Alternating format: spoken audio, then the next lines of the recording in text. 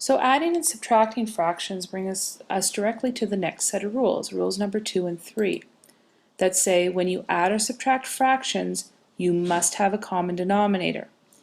Then you simply add or subtract the numerators, and the denominator will stay the same. So if we look at an example, 2/3 plus 1/2 does not have a common denominator.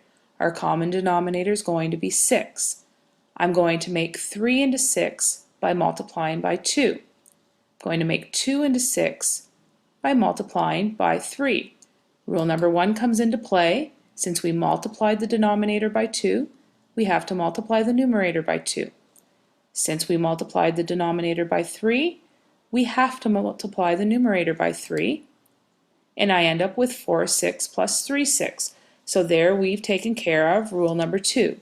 When you add or subtract fractions, you must have a common denominator.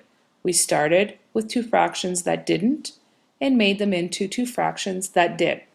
Now if we go to rule number 3 and continue on the same question, rule number 3 says add or subtract the numerators and the denominator stays the same. So I'm going to add 4 plus 3 and keep the denominator 6. So I end up with 7/6, which is an improper fraction.